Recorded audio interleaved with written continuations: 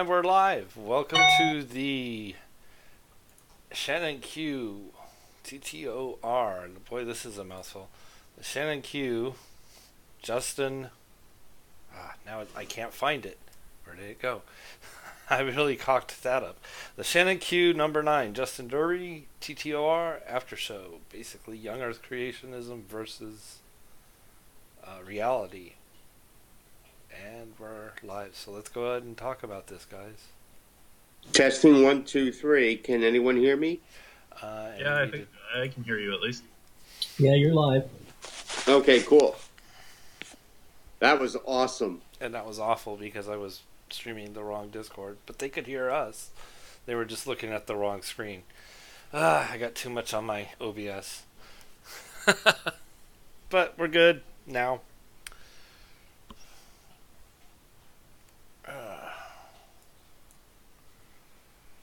So, what did you guys think about that? I think that was very interesting.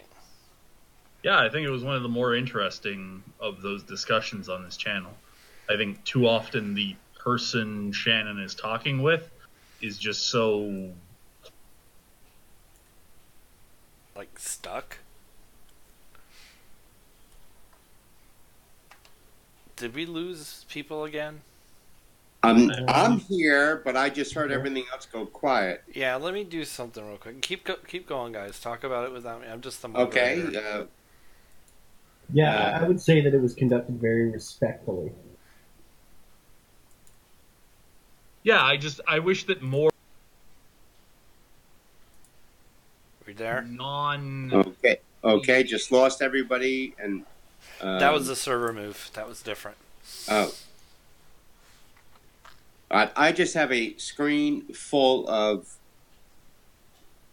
icons and stuff. Am I supposed to be seeing anything, or is just this No, a voice thing? This is just a voice and text chat. Oh, okay. Yeah, if you want to see it, you have to go to the Great Debate Community YouTube channel, and it's live streaming right now. So it's not like there's people out there. Shannon Q, please come in. If you want to, yeah, Shannon's listening to you critique her work, and so she's taking notes right now. Like, she's very, very paranoid about this. So, you did gentle. great. You did great, Shannon Q. That was awesome. Please come in and talk about it.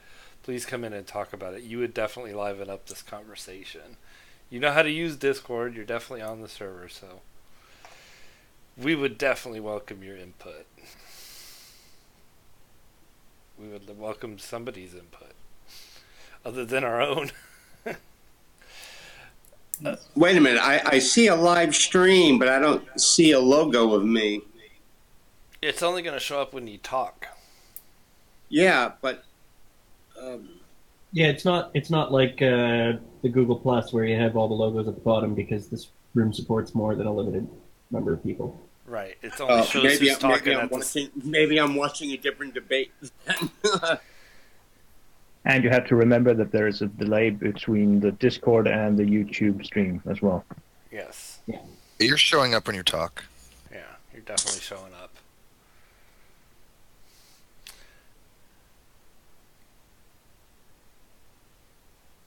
So keep talking, guys.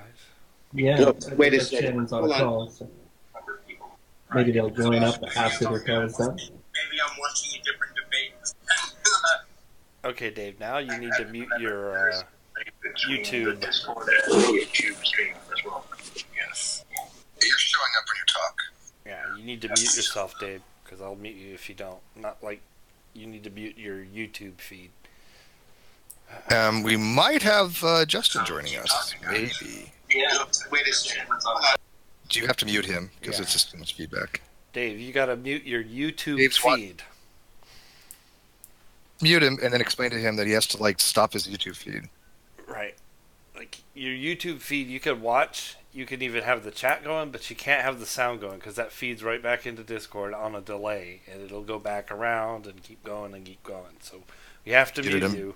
Yeah, Dave, you have to turn off the video or else there's a feedback loop, okay? So I'm going to unmute you and see if you fixed it. GCS, welcome. Hey guys. Hey. So what did you think of the Shannon Q show? I didn't catch much of it because it was morning here, so I was just waking up from bed. But yeah, yeah, I know. Just had some coffee and I'm on here. Here for you, Ganesh. So That's gotta go. I always make that mistake. I always forget to turn off the phone. Yeah, that's fine. We'll get So get other Justin in than here for that, you. nothing much. You sound I thought really he did tired. okay, but other than that, I think at the end he kind of went off the rails a bit. But that's about it. Other than that, I thought he did good.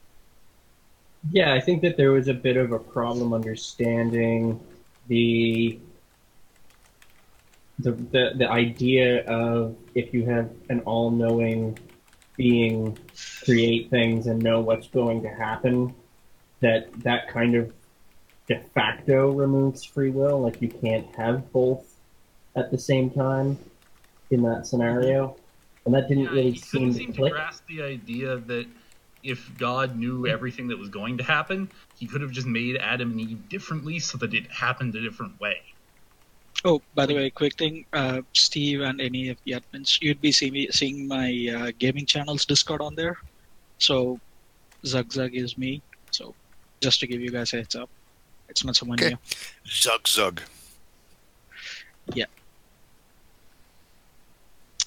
Yeah, anyway, that was I just- wanted to ask him that one question. I saw, this is one thing I saw with Matt Dillahunty. He asked this question to another creationist. So what he basically, his thought process was, does anything happen that is not God's will? If yes, then ultimately he is responsible for everything, including everything that happens, every bad thing that happens, and ultimately responsible for sending people to hell. Free will doesn't matter there. Yeah, I mean, and then you get into the sort of compatibilist debate, right? Mm-hmm. Yeah. Because if we do have free will, then that means our choices should matter. But if our choices does not matter at all, then it's not free will. It's an illusion. See, I think all those positions don't make sense. Even compatibilism has issues. I mean, it's the best of all of them, I think, as far as you're going to take a position, but it still doesn't quite describe my views on it. You know what I'm saying? Yeah. What are your views on compatibilism, or the next nearest thing that you would sort of frame will as? Steve? Libertarian free will. I don't really think anybody really does at this point. But I can't really. I can't go to like a hard determinism thing. I do think there's some argument to be made for fatalism, but fatalism and determinism are not quite exactly the same thing, and I think people kind of conflate them between the two. But what's the distinction you're making there between fatalism and determinism? Yeah, determinism would be that basically we have no control over what happens whatsoever. That whatever the universe is going to end up, it's going to end up regardless. So if you started things in one system initially, it's going to end up the same way every time. Yeah, I know determinism. We're essentially biological machines that with a predetermined output based on our input. And the determinism is that basically it has nothing to do whether we have the ability to interact with it or not. Fatalism would be that we are unable to affect that in any way. But even hard determinism, there is other things out there like you go to like multi-world theory or whatever. But a fatalism approach is that we do not have the ability to change the outcome. From my understand it. Right. But see, for me, the question basically comes down to one of mechanics. Does our brain in some way have a quantum mechanical component to it? Because if it doesn't... Funny, I get shit for that, but I actually think that Penrose, writings about, the orchestrated reductionism it shouldn't be just really dismissed. I know a lot of people give me shit for that, but I think there might be a quantum mechanical aspect to it. Well, what I was going to say is it really depends. If there isn't, I don't see how you can conclude that the universe isn't deterministic. Because on the large scales of stars and planets, quantum mechanics is obviously not playing a significant role in how those objects behave.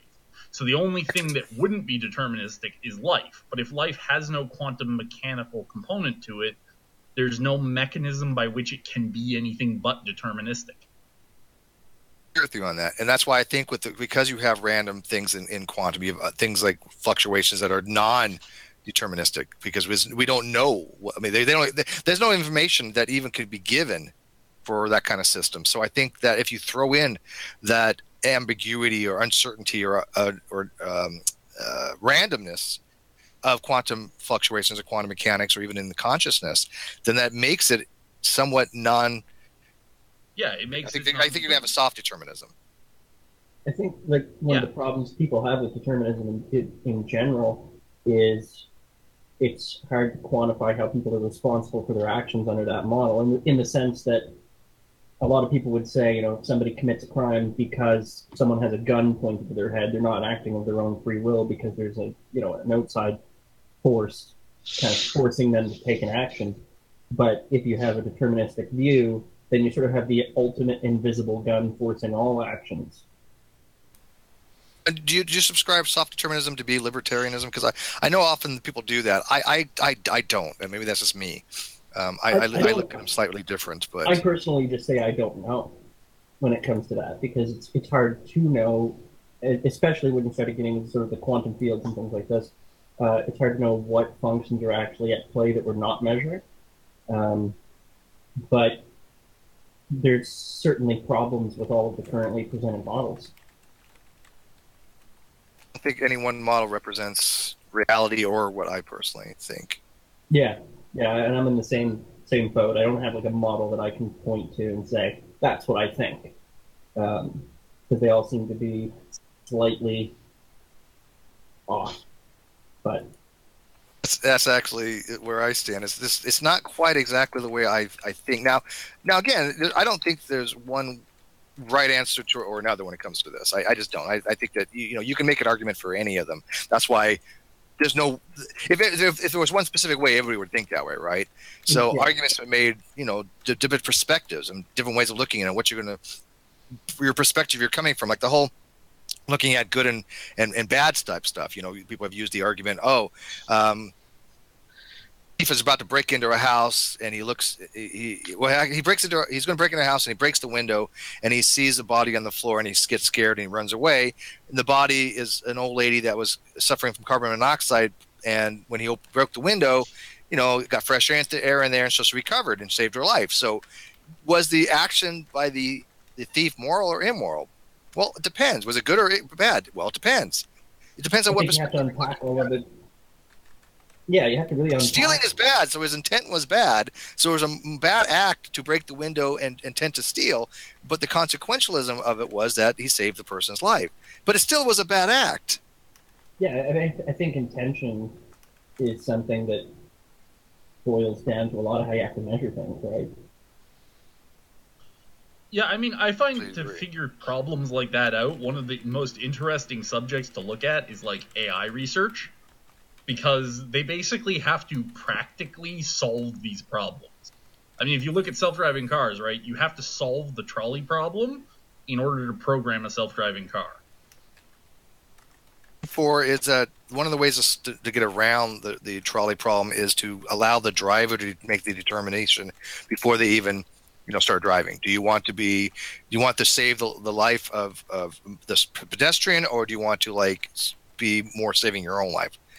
That puts the moral dilemma on the person rather than the car to make that kind of determination. Assuming that you can program the car in advance with every choice that will ever need to be made in such a way a decent algorithm at least. Yeah, but I mean, you can't program the car to know if the person it's going to hit is going to turn into the next Hitler, though, right? Like it's not like we're going to make God cars that know the future. So you can't really. I mean, it still remains a paradox. So I don't see there being. I think you can make a self-driving car. I think it's a paradox. It's just an unresolved question. Yeah, it's just an ethical question. Yeah, it's so. No, that is the problem. Like you cannot account for every variable possible. That is just Yeah, either it's gonna humanly or happen. humanly But you not can possible. but look, you can say to the car, look, if it saves 5 lives, then take the action to save the 5 lives. If you say, okay, if it's just 1 life against mine, then that person's going to die and I'm going to survive. So you can make those determinations and program it in. You could put your own view on it. Yeah, I think that you could. Yeah. Not if it's a self-directing AI. Like if it's a neural net that learns over time, then no, you can't insert hard programming like that into it because eventually it'll work around it on its own. Oh, again, if you're dealing with neural networks that's going to learn from different things, that makes that brings a whole different category of self-driving car. Yeah, I think that the most that you can do is work towards having a self-driving car that's maximally moral based on a agreed, like on a consequentialist basis. Well, if most people would agree that this action is maximally moral, then take that action. Yeah. That's about as close as you can come. Yeah, I think you're completely right about that. But that's why I brought it up, because I think those problems, when you try to address how to make an AI do something, is really useful in trying to figure out what your morality actually is. It's also the reason that the entire idea of the question of whether or not God can predict the future as an entity in theory is such a difficult one to answer, because it's essentially a trolley problem, except God's the trolley. Well, and also one thing they didn't bring up, there is a ways of having God to have infinite knowledge and know the future, but not know the future, and it's called intermediate knowledge or middle knowledge, and that's one of the arguments that William Lane Craig puts forth. And that argument is basically God knows what you're going to do in any given situation. So if he wants a specific outcome, he's going to put you in the path of a modal reality to get you to do what he already knows you're going to do. It's a workaround. It's a cheat, but yeah. But I mean, the idea of sort of it comes down to that same thing where people will say, well, God has the ability to know, but chooses not to know, to preserve free will. But kind of what it is, yeah. But I mean, that doesn't really solve the problem, because an inaction is still an action. So if I don't think it does either. But yeah, well, if that entity has the ability to know something that will solve all problems and chooses not to, by way allowing those problems to exist, then they're still culpable to the outcome.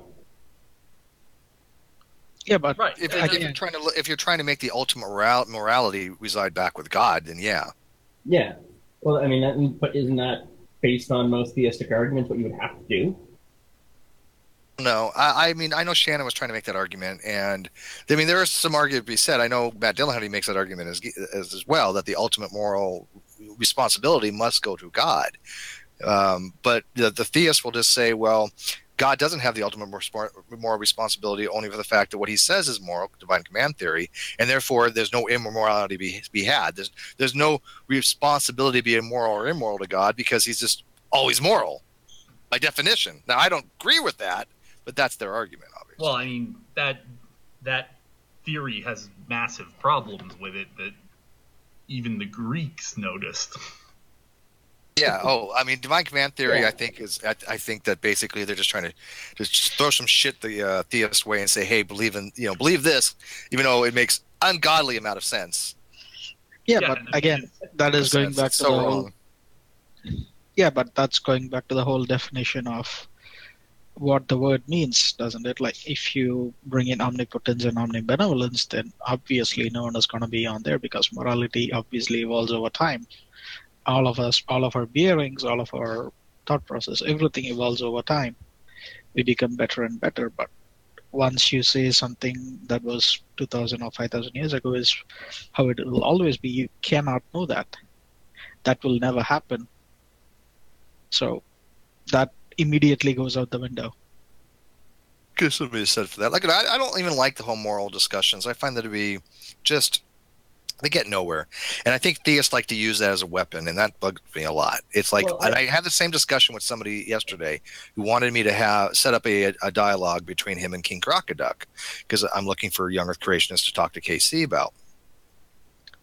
I mean, we're working on somebody for this Thursday. King Crocoduck's going to be on the Non Sequitur show Thursday. Then he's going to be on my channel, I think it's Saturday. But anyways, the guy I was talking to, he was just using this stopgap measure as, atheists don't have a basis for morality, but I do because of God. And I'm trying to explain to him for like 2 hours, you're just making an assertion. You don't have a foundation, a grounding. It can be, but that doesn't mean it's necessarily true.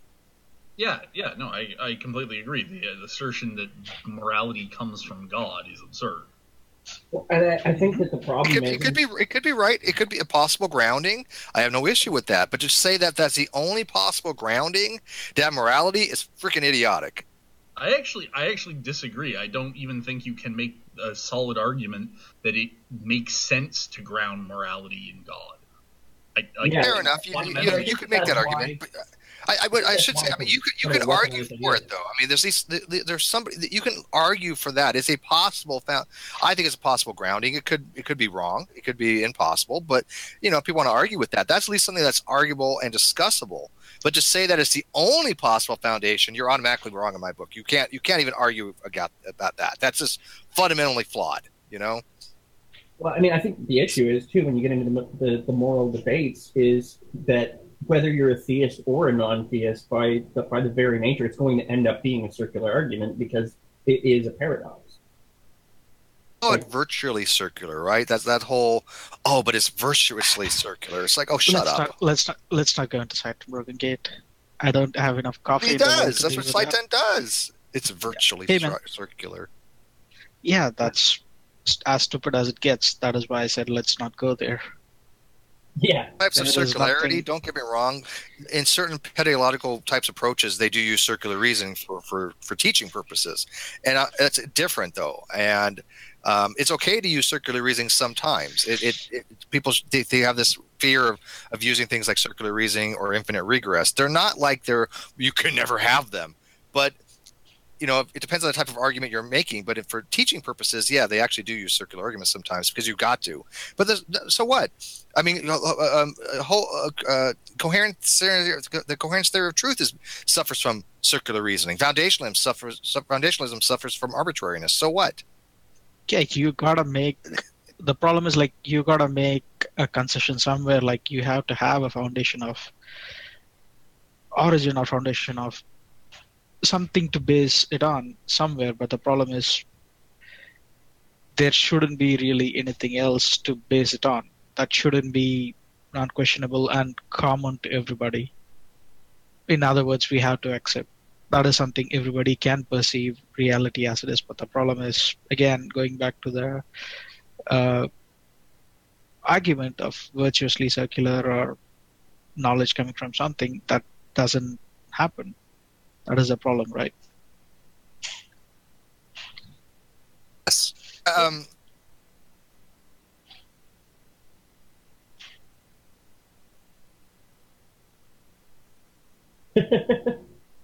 Steve, you just totally broke up there. Just go ahead. Let Jesus. Sorry, his name's Jesus is Lord. I know him as I love Jesus. He's old school. He way go back. Just let's let him say what he's got to say. He hasn't been around a very long time, so don't time him out. Well, he's just totally gish galloping. Steve is like I've answered his damn question, and he keeps asking me to answer it again. I'm like, I already said no. I don't. I don't know why God is not required. You tell me why he is. Jesus. I love Jesus is one of the best advocates for atheism in the world. Just let him speak. Trust me, okay? He shows no offense, I love Jesus, but he's so bad at argumentation that it's fun to watch. It really is. The devil doesn't have authority because the devil doesn't exist. Come on, no, that's Jesus fine. Is Lord. Bring it. Tell us why it's required. Tell us why the devil. Explain why these things even exist. Prove it. Is this the sort of argument that you need to have evil in order to have good? Otherwise, is that nothing makes sense with him? No, it doesn't. It's like Well, I love Jesus. It doesn't. No, if he wants, makes no sense. No, if he wants, we can bring him in the Discord and actually let him have the discussion. I'm not yelling like an idiot. We dealt with G-Man, so nothing could be worse, Bo yelling like an idiot, that's G-Man. Join the club, I guess. But see, I love Jesus has to understand. Look at when people just go on these absolutely retarded lines of argumentation, and they use presuppositional argumentation, And that's what and that they don't was. seem to understand what the topics are. Yeah, it is comical. We do laugh at it. No offense, we do. Oh, TTR is here. Can somebody help TTR get in here? He wants to join. TTOR. TTR. In the description for the show here, actually, I put an invite to the Discord. So all you got to do, if you have Discord, is click on that link. If you don't, you can click on it. It will take you to Discord's page, and it should then let you download Discord. And He's on a phone. He had downloaded the app. did you download the app, TTR? Yeah, he said he did. Okay. You don't even need to download the app. You can use Discord online. On a phone, you do. On your phone, you kind of need the app. Ah, yeah, that's true. And Yeah, the yeah. the app's better anyway. I mean, I would not recommend using the web browser app. It's kind of sucky. Oh, yeah. And once you've downloaded the app, created an account, click that link, and it'll get you into the server. Then you click the stream live room, which is where we're all hanging out, and I'll give you permission to talk, and that's all there is to it. Move you into the room. Yeah, once you're in the room. And let me copy this Yep. link and put it into the chat too. You can hear me. Real quick though, to finish up what we're talking about though, I think you're absolutely right, Ganesh. You have to bite the bullet somewhere, and one of the things you have to bite the bullet is if it's something that's ubiquitous to everybody. Like for example, when somebody uses like Reformed epistemology approach and they say, "Well, I ground everything into a God." Okay, fine, you can do that. I mean, I'm not going to argue you can't do that. However, I don't like it when people call that a properly basic belief or saying that has to be everybody. I don't have to do that, and therefore it's not a properly basic belief to me. A properly basic belief is something that everybody has to do, regardless of your belief structure, because I think that everybody has to accept reality as real before you can form knowledge. If you don't accept reality as real, you can't have knowledge. That is a prerequisite that every human being has, regardless of anything. Well, it comes into Yeah, logical the problem absolutes is- at that point, right? We didn't hear you, man. It comes down to the logical absolutes at that point. If you don't accept those, then you just don't have. Yeah, you gotta stop. You don't have to accept the logical absolutes because they're not absolute. Logic, the three main ones. There's actually four. The principle of sufficient reason is actually a principle of logic as well.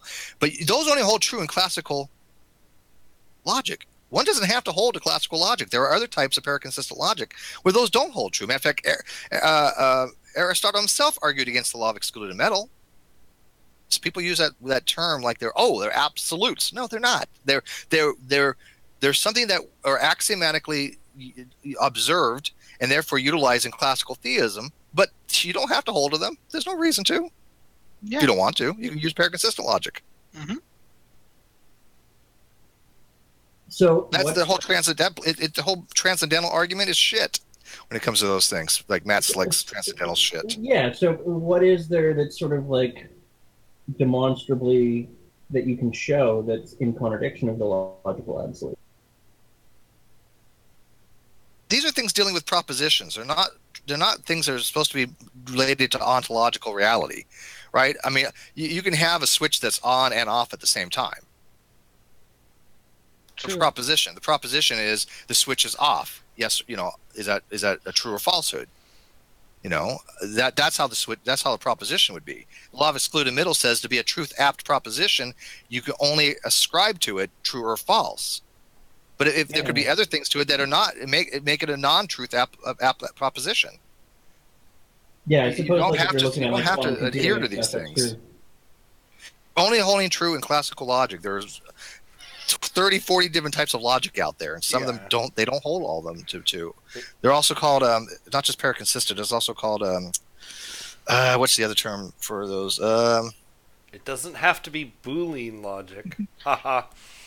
It doesn't have to be Boolean. No, what Daltheism is, I believe, Daltheism.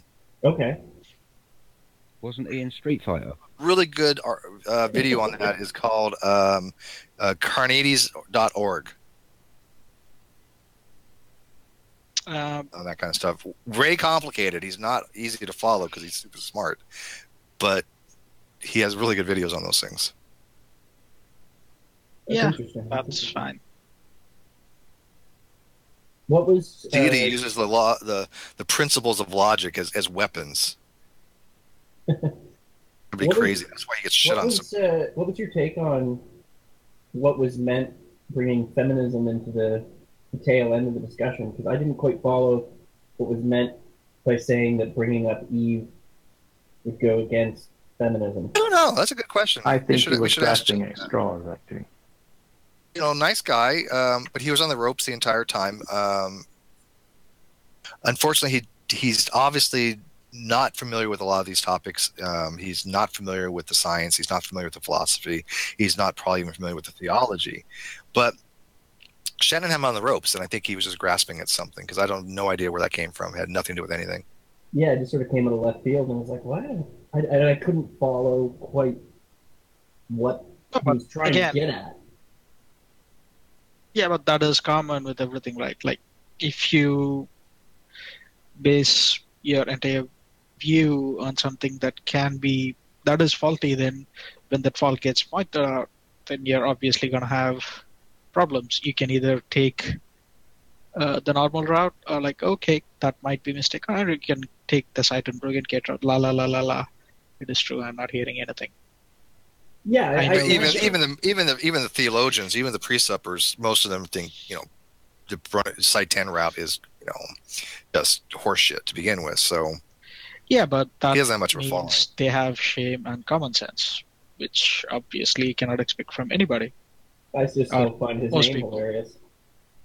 It's funny when I hear young Earth creationists and flat earthers talking about things like words like reason and logic and stuff like that. I'm like, if you had any of those, you would not be a young Earth creationist or flat earther. It's just impossible for me to think that a rational human being would hold to those positions. It's just Well, I don't know about foreign that to me. because I mean, you can rationalize a bad argument. It still requires Rationalization is not the same as being rational, though. Those are two different things.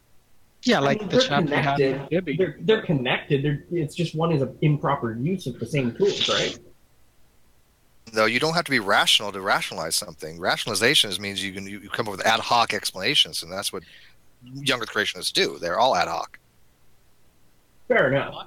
My favorite is their use of common sense as a defense of things that make no sense. It's like, No, Yeah. you If it don't was even common need to sense, go then it there. would be a common idea. but common sense Sense means to them, makes no, sense seriously, to somebody who doesn't think about it for more than 5 minutes.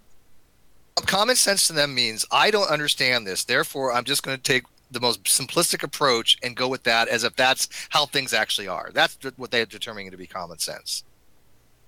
Yet we all know from experience common sense will lead you to incorrect conclusions probably the vast majority of the time. Common sense. Of course it will, because common sense is a tool evolved for understanding the African plains and lions. It's not a tool for understanding the cosmos. Right. And I'd say, look, it's common sense that if I hit myself in the head with a hammer, it's going to hurt. Sure. Right. Okay, but it's not common sense that, like, for example, like we talk about the Monty Hall problem. That is not common sense, even though we all know it's true and how it works. But people that don't go, oh, well, common sense said it should be this. Well, your common sense is wrong. Right. And Yeah, I mean, you don't even there's a- need to go that far. Like, there's another example of where common sense seems to take place. It's like any conspiracy theorist will tell you, well, common sense says, and common sense says. It's like, well, that's like you look at conspiracy theorists. They use that term. I look and I see, and common sense tells me, well, you're wrong. Oh my I mean, God. to me, the idea of common sense is something that should be like obvious without extra knowledge needed to understand the topic. And there's a ton of examples of things where that falls apart. But that's Like, self-evident. But it's for very That's simplistic observations. I mean, let's keep it simple. Again, if I hit myself in the head with a hammer, it doesn't take that much knowledge to know that's going to hurt. Right. Sure, but if somebody needs to amputate your arm to save your life, that's not necessarily common sense, because one wouldn't say, in order to save your life, you need to chop off your arm. I agree. Yeah, right, a and big that's where difference. it falls apart, right? Right. But usually what they really mean by common sense is, this is an adequate explanation if I don't dig any deeper or think about what the further implications of my explanation are for more than 5 minutes.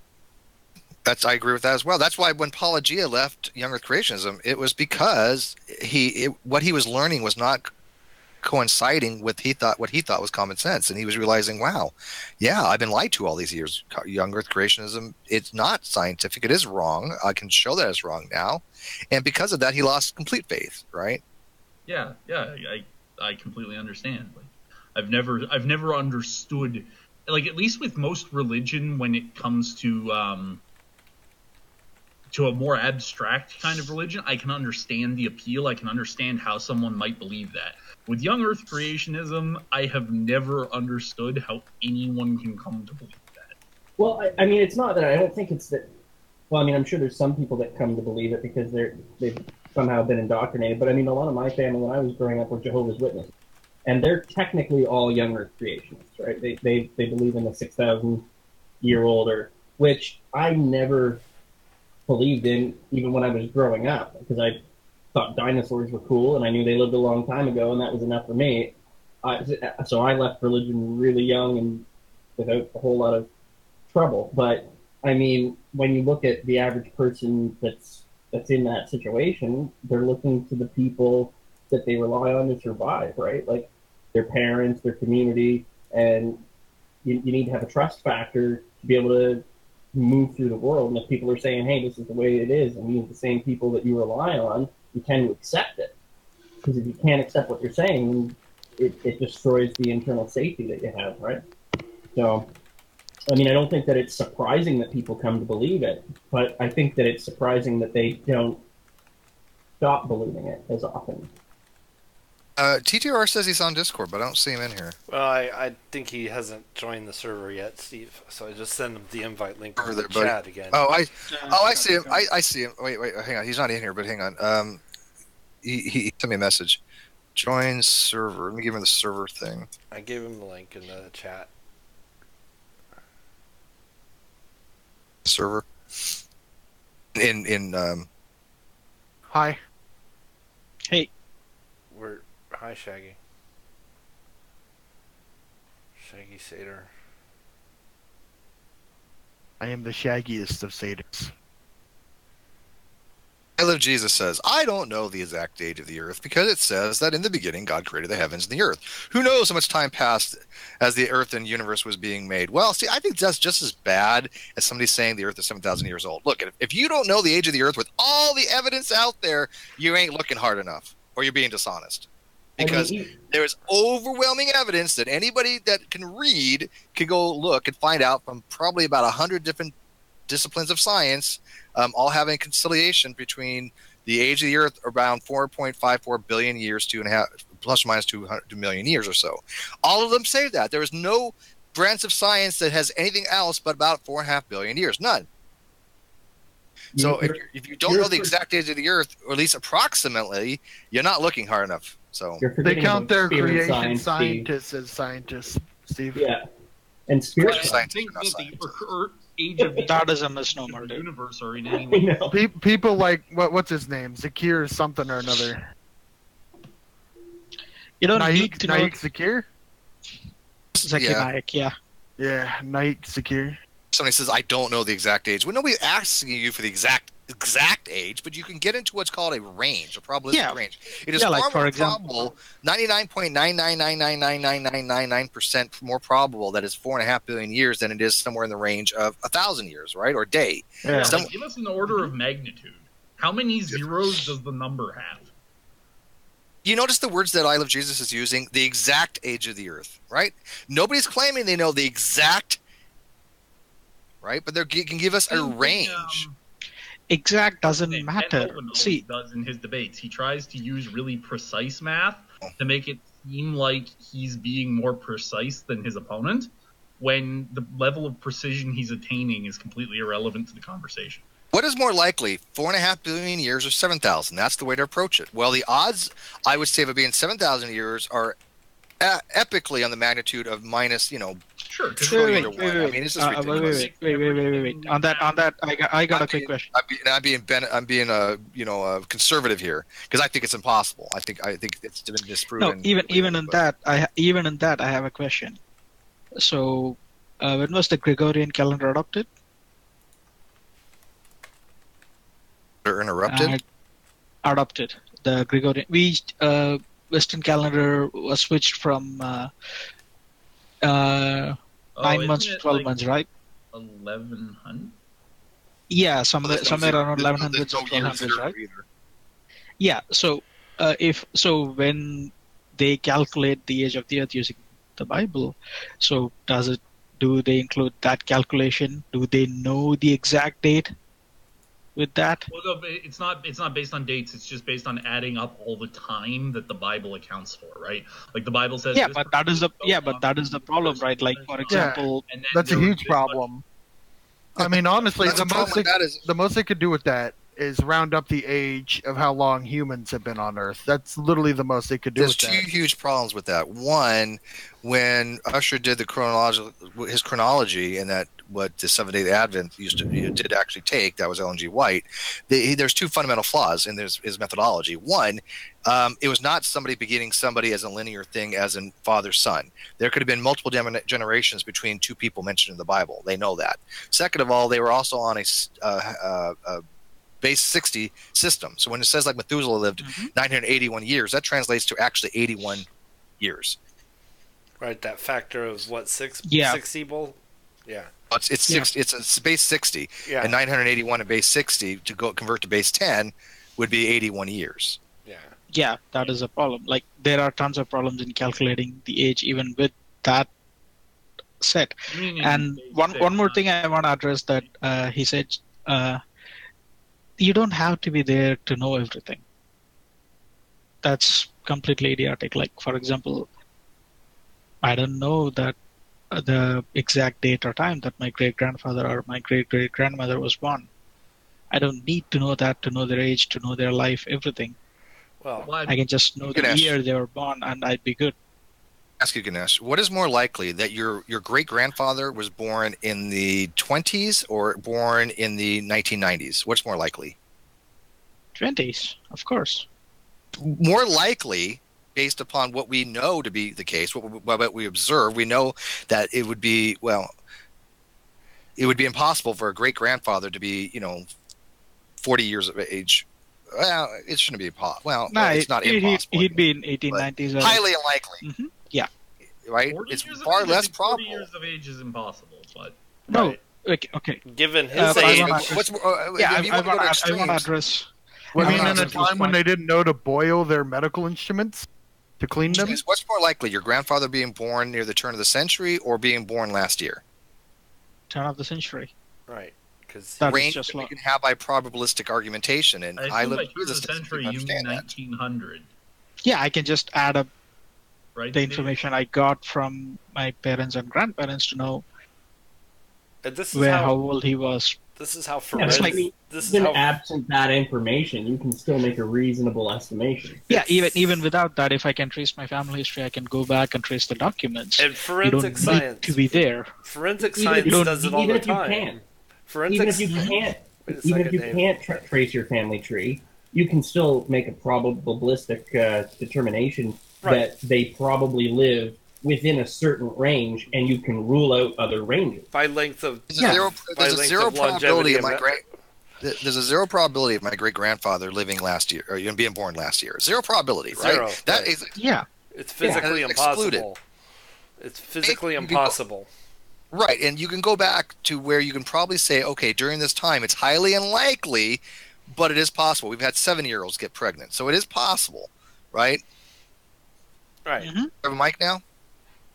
Yeah. I see him trying to talk, but no, he's not trying to talk. Yeah, TTR. He says he needs permission to speak. Did you guys give him permission? He's got the roles. You should be able to. He's got the roles, and he's not server muted. Nope. Yeah. Yeah, I gave him. Maybe he has to unmute his mic. He may have to leave his mic isn't muted too. No, his mic's not muted. Yeah. Yeah, his mic's unmuted. You might need to maybe you should check how your mic settings in your actual Discord. And you might need to leave and come back in. Sometimes Discord does that. One thing I was going to say, we know things without, actually seeing them all the time anyway, like forensic science. If I come across a warm dead body that's died, that has a hole in it that is the size of the caliber of a weapon, and there's no weapon present, I could pretty much say that a murder was committed, because the person couldn't have committed suicide, and still be warm, and gotten rid of the weapon too. It's just not. It's not likely. So somebody unless shot they bled out and walked away from the weapon. But then the weapon would still be somewhere nearby. If we can't find the weapon and they died from an apparent gunshot wound to the head, it's not likely that they died from a gunshot wound to the head and still hid the weapon. It's just not. We know someone killed them from that because the weapon's not nearby. Well, or somebody came by and took the weapon. But they're still warm. So that's kind of why I put that in there. There's things you can make. That means they've died very, very recently. They're so warm. Right. No, I mean, the whole premise that you can't know what happened unless you witnessed it is just a cop-out bullshit. We're trying not to have to face the reality that the same methods that we trust to determine the guiltiness of a criminal can be used to prove that our entire belief system about the age of the Earth is complete bullshit. Well, you realize we're not going to convict somebody based off of the sparse evidence that he just brought up for the warm dead body. No, but it's enough. It's enough to create suspicion and probable cause to investigate it further. And then we go into the forensic stage. Sure, but the court systems in the U.S. have convicted people on the basis of nothing but DNA evidence and executed. Right, and DNA whenever a creationist argues that DNA evidence isn't good enough, I kind of have to question why they aren't out there campaigning against the death penalty. Right, because Maury Povich is never wrong. DNA is you are not the father, so that's not a DNA test, man. Yeah, it is. Paternity is DNA test. Yeah. No, I'm pretty sure I heard somewhere. Paternity is paternity the lie DNA. detector machine. They actually use that was a different show. I'm thinking short-term repeats matching, I believe. I'll bear back. That might be my. No man, that's just someone calling me. What happened? Okay, that just stopped the conversation dead. So I mean, yeah, but again, going back to the problem, like you don't need to be there. You don't. I just heard you, TTOR. Just had to switch rooms where my connection was stronger. Nice. Oh hey. Oh, nice. Hey. Welcome. Sorry it took me so long, but yeah, I kind of had to find Discord on the fly. Well, you're fine. It's not something everybody uses all the time, so we just have a Discord here, and we just run the after shows mostly on this particular channel. Right. It's especially ever since people started using the snipe thing again. It's kind of one of those things I don't want to risk. Using the pervious to sniping. Yeah, people started sniping Hangouts. Oh, I didn't even know you could snipe into Hangouts. Well, all right. Well, sniping is just it's an exploit. Google calls it a feature, but it's a way of actually taking over a Hangout and exploiting and using it for your own purposes, and it's still broadcasting it to YouTube on the channel's owner's expense, basically. And you could Jesus Lord has a lot of names. More than I can count. Chaos. Yeah. Theory, By the way, Jesus. is there any way can we bring him in the Discord? I think we would benefit from a voice discussion rather than just chat and us addressing his claims. I think that would be far Lord better. doesn't typically go into Hangouts. Matter of fact, it's been very, very long since he's probably been in a Hangout, I imagine. But he's welcome to. Yeah, but this is Discord, not Hangout, so... I see that he's saying... you know what I mean? He's saying that all he has is his word, and that he did what the Bible said, and established a relationship with God. So, I mean, what does establishing a relationship with God mean? Like, what value does that add? Because I mean, there's people out there that establish a relationship with a blow-up doll, but they're not going to add anything to the conversation. Like, no, but you don't even need to go there. Like, I have a relationship with a potato in my refrigerator. No, he doesn't eat a lot. It is means its name Spud? I don't eat my potatoes. I worship them. Yeah, but again, going back to establishing relationship, there are, every religion across the world, every practitioner across the world can give you personal stories on how they established a relationship with their particular god, their particular version, or their favorite version. You know, like their own personalized god. I don't think we should Again. dismiss personal anecdotes offhand. Look, if somebody says they've had something they've experienced, then I don't dismiss that as them be lying or No, something. I don't. They I might mean, have. It's all Yeah, they I just interpret. Now, seen. yeah. there could be. Hang on. There could be one God just fucking with everybody, just saying, "Hey, I'm going to make everybody think their own personal version of me." Right? You can't say otherwise. We don't know. No, of course Yeah. not. But It might be multiple Yeah, deities. but Ocean, for example, you can then multiple say deities. that Who knows? deity is clearly not I benevolent. thought I want to interrupt the I story mean- time, but I thought this was a Q&A of sorts. Open. We just I shoot mean, the you shit and talk can about stuff. make it if you We like. can make a Q&A if you want. I know I want Q&A? to address. I want to address the thing I brought up with when I was asking her about why she included Eve of Satan in that one part of the conversation. I thought I heard her even something that she wasn't necessarily responsible for because we were talking about Satan and what he did. So in the moment, I thought, why is she bringing Eve up into this? Because That's why I Satan- asked what I did. Yeah, that's fine too. I think Sure. she brought it up because, when you brought up Satan is the one who tempted Eve, according to the Bible, to eat the tree of knowledge, right? So that is why I think she brought it in. I cannot speak for her, but I think that is the thought process there. So that's just miscommunication. Probably, on the yeah. part of on the part of the receiver. So yeah, so what does that uh, have to do with feminism, though? In a bad light, and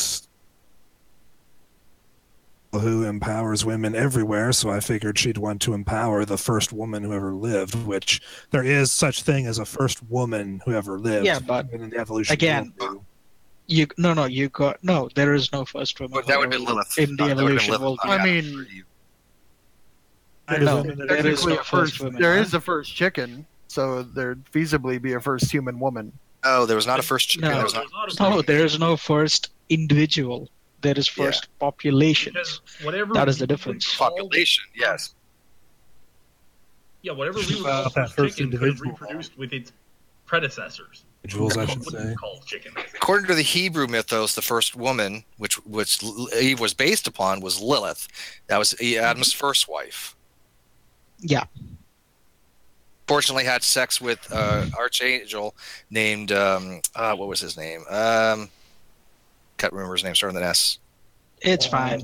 But anyways, she was condemned, and she was basically turned into a demon, and then that's the mythos that she became. All the demons sprang from Lilith. Is it Samael? Is that the? Yeah. Yeah, Or your story of yes. Adam and Eve it goes way back before that in the Hebrew mythos. Oh yeah, there's a whole bunch of extra mythos. that's Yeah, I not would covered in agree. the It Bible. existed before it was put into Genesis. I mean, a lot of the Bible is basically based on a whole lot of previous bullshit. First human in biology, though, Justin. I mean, do you know why you can't say who was the first human from a biological standpoint?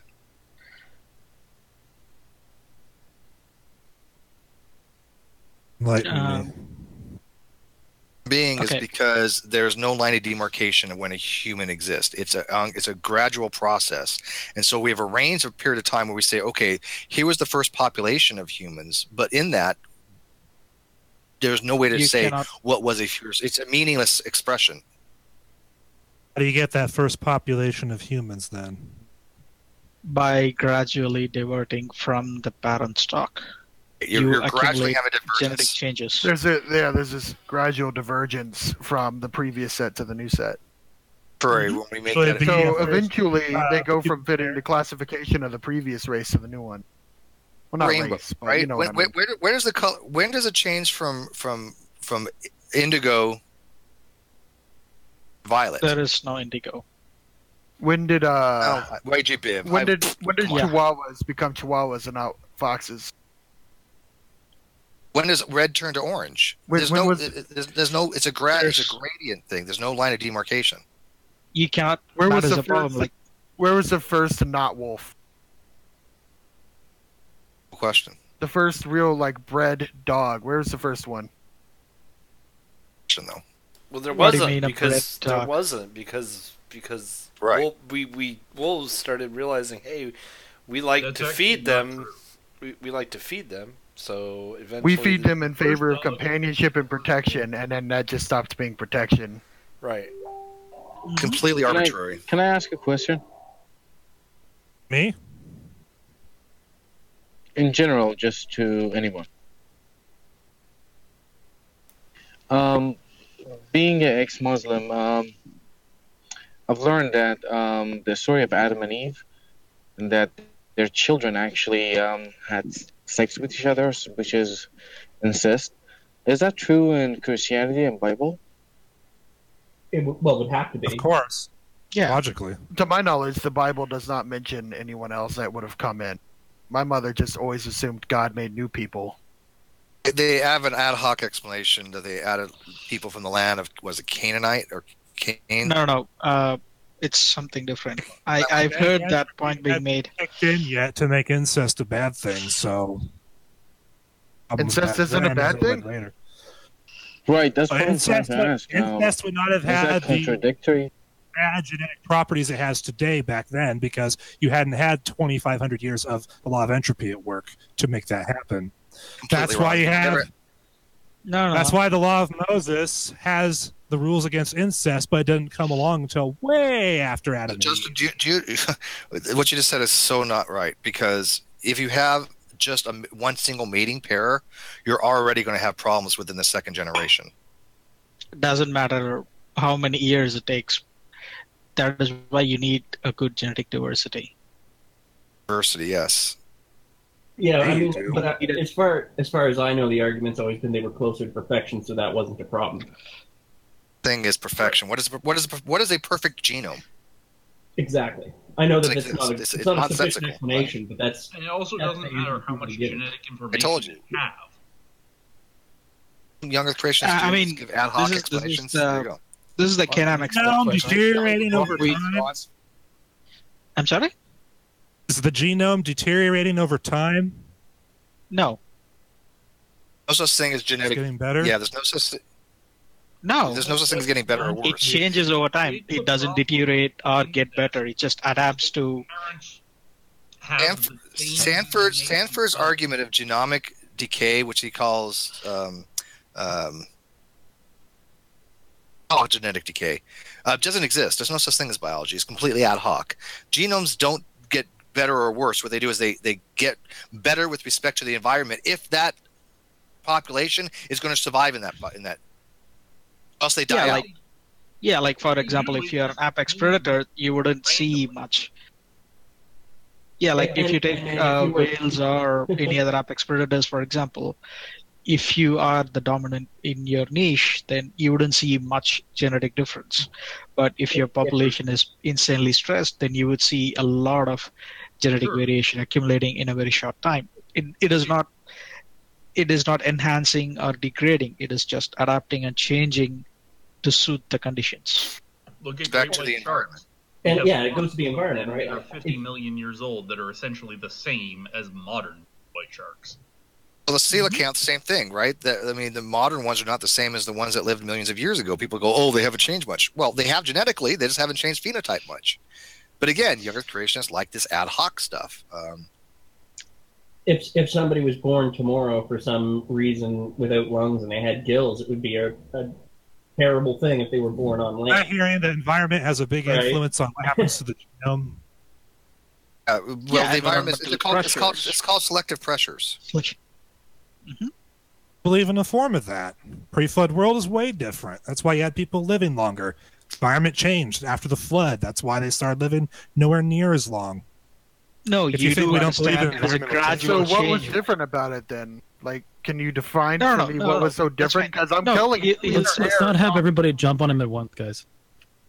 No, he will go to the whole oxygen being higher in the atmosphere, animals growing large. It's the whole Ken-Darwin argument. That's what There's no need to rehash creationists it. say. All I'm saying is Bible clearly says they were living way longer before the flood than they were after the flood, and environmental changes would have a huge effect on that in my forward-thinking, logical mind. Can I ask do you hold? Hang on. Let me ask: do you hold that a higher oxygenated atmosphere cause people to grow and live longer and stuff like that? Is that what you hold to? As like I said I'm pretty sure I said in the actual show that I don't hold to science models like other young Earth creationists do, because they kind of marry themselves to their models so that when other people come along and say that, oh, this part of your model is wrong, they get all butthurt and start throwing out wild accusations and sometimes even ad hominem attacks on the people bringing up the problem. I'm married to the Bible and what it says, and the Bible's not exactly clear on what exactly about the environment changed after the flood, which is why a lot of young Earth creationists create their models. They're trying to understand what exactly could have it been that caused the changes that we read about in the Bible. What is it about the environment or the human genome? What would have changed that caused them from living over 900 years before the flood to after the flood, they're suddenly not living anywhere near as long? What changes would cause that to happen? And that's why they create models. But I'm not interested in creating models because I don't have a science-oriented brain. I train as a journalist in school, and so reading stuff, reading documents, and doing that kind of stuff involving writing, that's more of my shtick. I'm not really a science Okay, so you're a journalist. You like to get to the bottom of things. You want to learn facts, right? And truth? What's the journalist's motto? Go where the story leads, right? No matter how awful it is, you follow the facts, right? Use on a regular basis, at least the ones I deal with. And that's why I just have a huge problem with the evolutionary worldview, because like I said on the show, no one's ever seen it. And I'm not talking about just people today. I mean, anyone who's ever lived, who's ever had the ability to make a record of what they saw, so none of those people ever saw any of this stuff happen. And therefore, it's not subject to the methods of science. The problem with that... Wait. And every claim you make... I just want to finish this.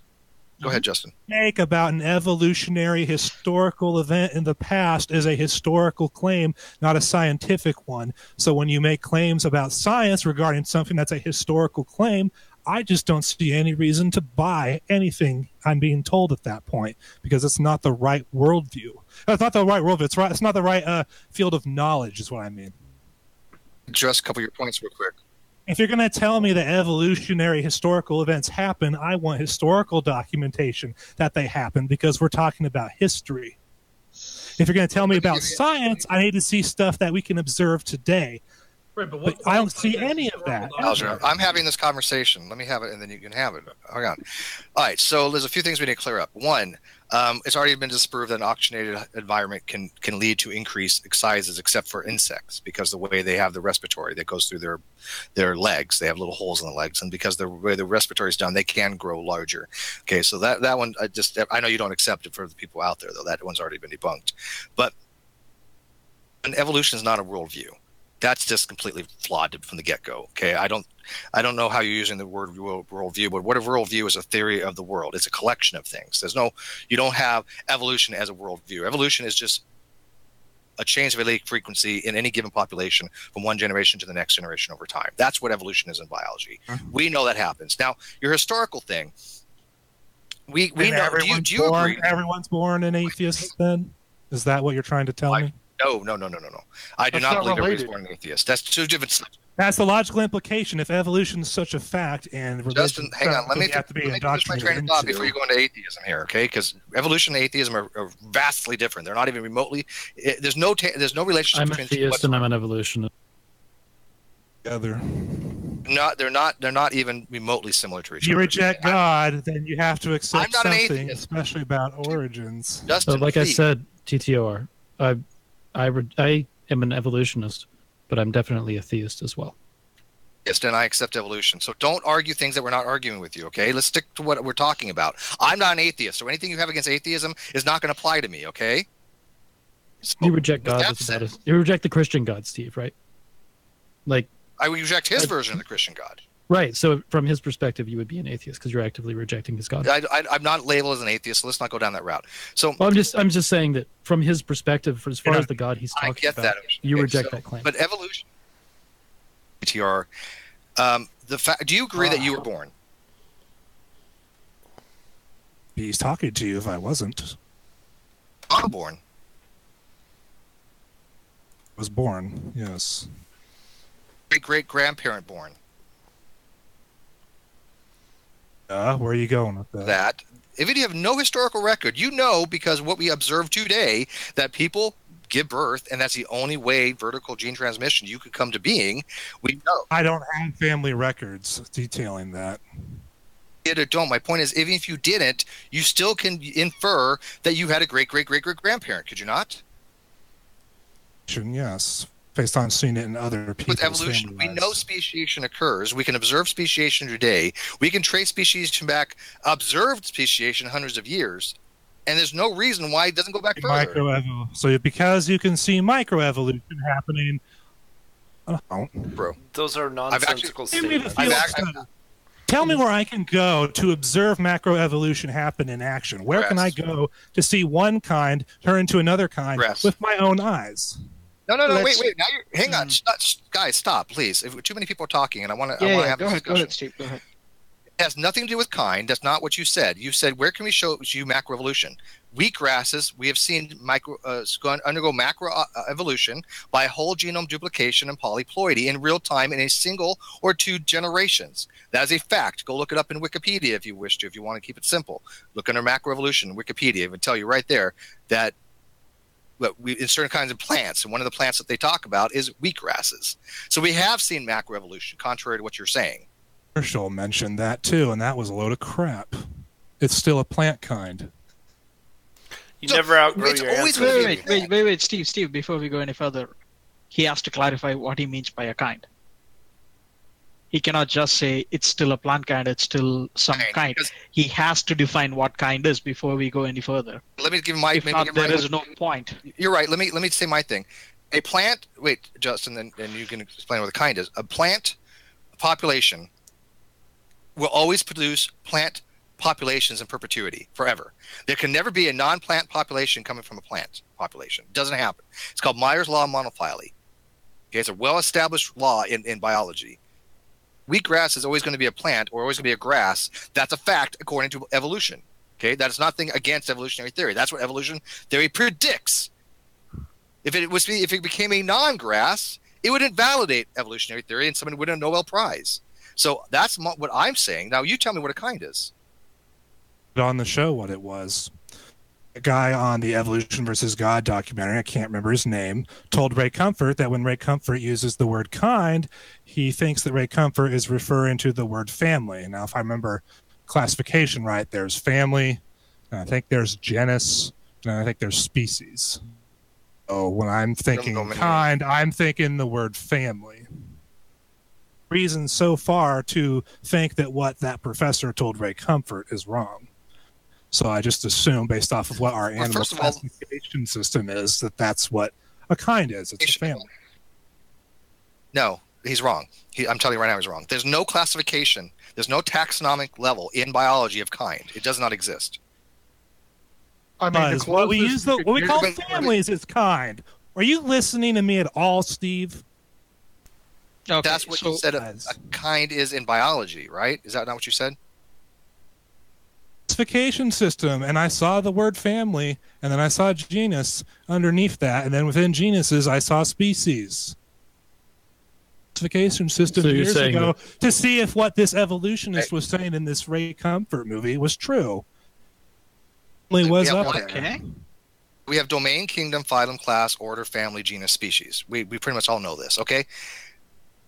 The genus is below family. Hold on, let's get his claim straight. Because I think I heard him say that kind is equivalent to family.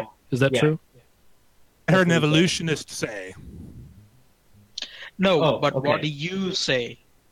Do you agree with that, or do you disagree with that? Evolutionist, because I don't see a reason to disagree with him yet. Family. Why call it kind?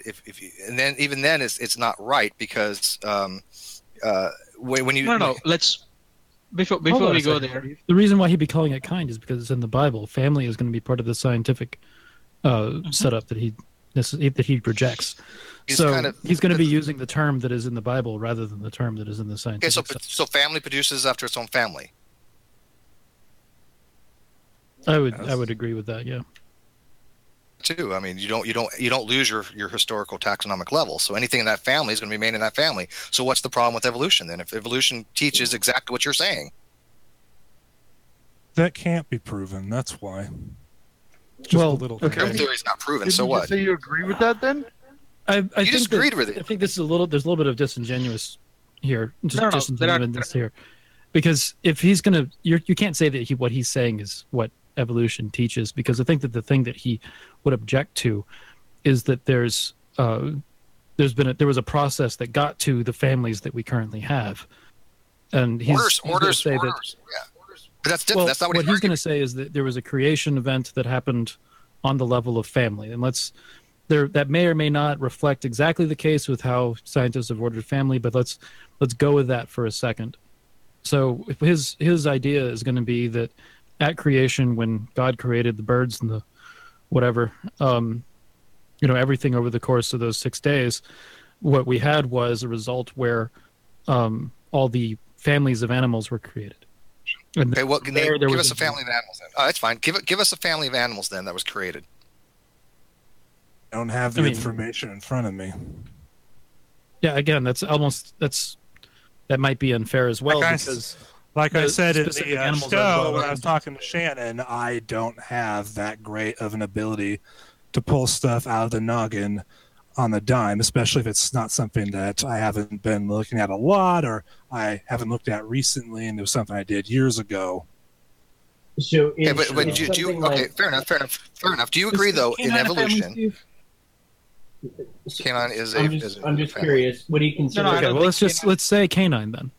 Canine works. Is canine a family or is beast a family? I thought that canine was a family. No, Canidae is the family. We just call it canine, but it's Canidae. All right, then Canidae. No, I'm saying from TTOR's perspective, would the beast family be something that they would consider a family? With the canine one, because I saw that on the list of families I was looking at. Yeah, let's go with canine.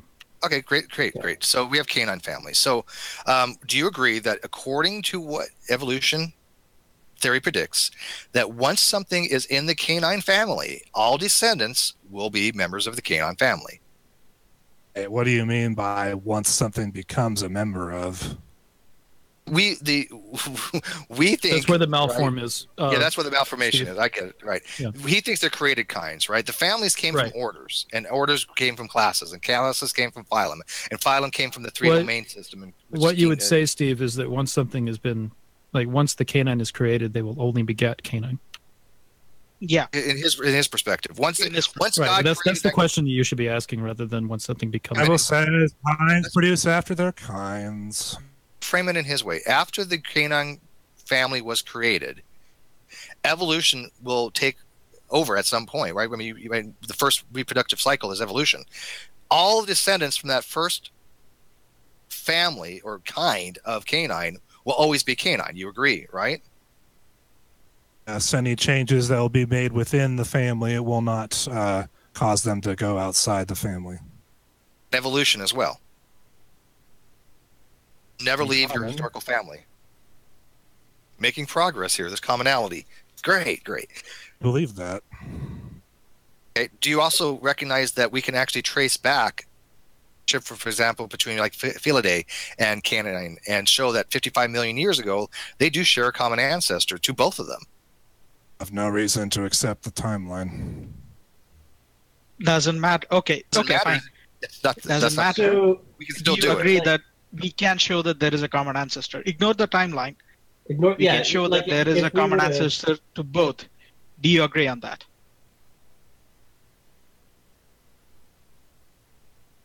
To actually see it. And we could show it. You didn't see your great-great-great-great-grandparent being born, so you don't have to observe something to know just by induction that we great know. great grandparent, because not only do we have historical records in the family, we have family members who actually knew them. If you had no historical record, you can still have induction and say that I have somewhere in my line, I have a great great great great great So great I great can make the grandfather. induction, but that's moot point because of the fact that we know people who actually talked to them, who actually interacted with them, who are still alive in my family. So I don't care about your induction argument. So does that make all stronger okay. evidence than that? Does that make all Okay, orphans wait. Let me come in. Okay, you don't know me. You don't know which part of the world I am from. But I can guess. if I said I had a great grandfather, would you still believe me? Oh. You have no evidence. You have no interactions. Nothing. I'm just some random guy. You don't know where the world I am from. Would you Why still would I believe? believe that you don't have a great grandparent? Exactly. Hey, there we go. Yeah, evolution. Reason why you can't. There's no reason why you shouldn't accept common ancestry when we show there's a genetic relationship. We can show there's a phenotypical relationship. There's just so many different things we can show you. Bible says when it basically teaches that everyone's ultimately related because we all trace back to the 8 people who are on the ark. Here's and the those difference. 8 people go back to Adam and Eve. So of Here's the course difference. I believe you It's have not- a great grandparent somewhere because we ultimately all go back to the 8 people who were on the ark. Difference. We are not talking about humans. We are talking about. We're talking about all life. All life. We're talking about all life, Justin. Second of all, the Bible doesn't say what you think it says. Your interpretation of the Bible is what you think it says. Huge difference. And your interpretation, wait, let me finish. Your interpretation is actually minor is a minor position in Christianity. Matter of fact, I have a friend right now who just messaged. Wait, let me finish. I have a friend who just messaged me a little while ago. His name's Dr. Kenny Rhodes. He's a theologian. He's a Christian. He's an adjunct scholar for Reasons to Believe. Are you I know familiar who with he him? is. He's been stalking my channel. To have a chat with you. He's a PhD, a theologian. He's a Christian. That you are in the minority position. What if I'm in the minority position? Jesus was in the minority position too. It's too. I'm going to model Okay. myself after There's Jesus. there's Why a would I physical care problem. about having a majority position? Doesn't matter. Jesus matters. No, because Don't dogpile see, him. that is the. I think this is a fundamentally moot point because I don't think Justin is coming at this from the same perspective that we are. No. I think He's coming at it from a savior complex. Yeah, but the point is, and no, there's no amount of scientific reasoning that's going to fix this issue. Because I think the Paradigm is nonsensical, and so any science you appeal to doesn't impress me. Okay. Point is very Okay. simple. No. The Let's I literally no, admitted guys, his guys, mind guys, is guys, made guys. up. One second. Let's begin at the basic of the basic. Dustin, if we could show you evidence that the evolution is true, would you be willing to change your mind? Yes, if I could see a field study, Not some see. kind of historical. It's a yes or no question. Yes, it's a yes or no question. If we could show you evidence, I'm not asking what kind of evidence. If we could show you evidence that evolution is indeed true, the scientific kind of definition evidence of though evolution. matters to me. If you want to convince First, me, that is the next question. So, I'll yes tell you what, or Ganesh, no? Ganesh, I'll tell you what, you can have a discussion. Let me moderate between you two Okay. because I like to moderate. I like to be a part of the discussion, but I can speak both you guys' languages. So Justin, what he's asking you is if he gave you whatever evidence you are required to believe as evidence, could that even change your position and you no longer be a young Earth creationist? qualify it, because to convince me there needs to be certain things that have to be met, like I've been whatever saying. your standard of evidence is, if I meet it, Yes, and I'll explain myself, and then later you show me something that I obviously don't buy because of whatever reasons I was trying to qualify. So what is your standard of evidence? Go ahead. What is your standard the of reason he's evidence? asking this because we have people say there's no amount of evidence you can get to show me to change my mind, and those people we have no business having a conversation with them. It's useless. It's a boring. couple of days ago We we don't had Debbie who pretty much said no evidence is going to change my mind. So at that point, Historical documentation of someone saying I saw macroevolution occur, and this is what I saw. That would go a long way towards changing my mind. Or if I could go somewhere on the planets on the planet and see macroevolution and in biology and creatures out in the wild, if I could see that occur with my own eyes, if I could see, well, I'll just use general terms, if I could see like a non-elephant turn into an elephant, or if I could see an elephant turn into, like, say, a bear, that would be an example of one kind turning into another, even though it might be silly even by evolutionist standards, it would still be an example of one kind turning into another. If I could see that with my eyes, that would go a long way. Because that's not evolution. Wait. Let him finish. Go ahead, Dustin. I could see with my own eyes in real time one kind of something turning into another kind. Families. Think families when I say kinds. If I could see that happening with my own eyes, if I could see historical documentation, which field studies of the past would count. Okay. Or they basically say the same thing. We saw this kind turn into another kind. It crossed these boundaries that we thought couldn't be crossed. Okay. So what do you think? Okay, on that point, so what you are saying is you think evolution says you can evolve from one family to another. That is what you're asking for, yes? Evolution generally, for example, from non-eukaryotes to eukaryotes. That is what you're asking for, correct? Yes, I'm asking for the kind of jump that should not be occurring based off our classification system. If transitional forms are a real thing, action. Okay. Multiple different things. And now if he wants a macroevolution, he can look at the Ensatina salamander in California. He can look at the London underground mosquito. No. See, those are all macro. When he defines, Steve, when he defines kind as family, then everything goes out the window because he's asking for magic. At that salamander, salamander is still a eukaryote. He's asking for magic, and then says, "Well, you show me magic, or else I won't believe you." Okay, so if you can't show me that kind of change, then I can't believe it. Change doesn't exist in evolution, though. What you're asking for does not exist. It never happened. Evolution is one of its main definitions today is change over time. So don't tell me evolution's not about change. Not what I said, Justin. Not listening. Okay, go ahead, Steve. Justin. I'm curious.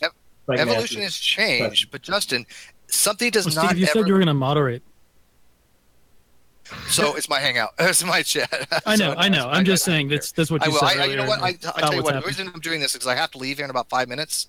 So okay. I'm going to get completely over to you, but I have to go to the store, like I said, and and I just got a message, so I got to go. So real quick, Justin, evolution that allows for a population, for example, of dogs to ever become non-dogs, ever, or families to outgrow their original family. Once something's in a family, it'll always be in that family. All the descendants will be in that family. You cannot cross family lines. My son, you're saying like my son will be born from my uncle. You can't do that. Your son is born from you, not from your uncle. You can't jump lines, even though your uncle might have a different family. Example would not be jumping lines because it's still human. For God's sake. Not human to non-human. Okay, yeah, he's all yours. So, Justin, I'm just going to try to explain something from the other direction. So earlier people were saying you're not going to get a plant from a non-plant, right? So rather than looking backwards, let's say we have a plant and it's some sort of flower. It's a flower, so it's a plant. And you flash forward billions of years and you assume, okay, evolutionary process takes place, and somehow that becomes a sentient, thinking plant being. Okay, that is far different from any plant that we've ever known. It can have a conversation with people if people were still around. It's a totally different thing. Now, we wouldn't call it a flower anymore. It's obviously a different thing than what we would have called a flower because it's now sentient, but it's still a plant. It's still going to belong to that lineage, right? We just wouldn't necessarily label it as such because a sufficient amount of change took place over a long period of time. So all people are saying when they're talking about evolution is it's doing that, but we're looking back the other way, the more simplistic forms. Hey, but that's a hypothetical scenario you described. It is a hypothetical scenario, but if you understand that scenario, then you understand the reverse of it, right? Like when people are saying that something changes over time, it's not that it's becoming a change between kinds. It's more gradated than that, right? Like you could have this hypothetical flower gains the ability to pull out its roots and move around, and then eventually it gains the ability to understand things and communicate in some fashion. Then it gains the ability. It's still staying a plant, but each of those iterations, each of those sort of mutations over time that allow it to adapt, it stays within its family, but it functions differently within the environment and how you interact with it. You're just doing that in the other direction. So that's why when people are saying there is no changing of kinds, it doesn't exist. It's because everything is always part of the family it started from. In the same way, if a dog became sentient, right? Let's say millions of years from now, you have some sort of hyper-intelligent dog creature, right? They're still going to be part of the canine family. They're just going to be a hyper-intelligent form of the canine. They're not going to be part of the plant family. It'll never happen. You'll never see a hyper-intelligent plant turn into a hyper-intelligent dog. That's not what evolution says.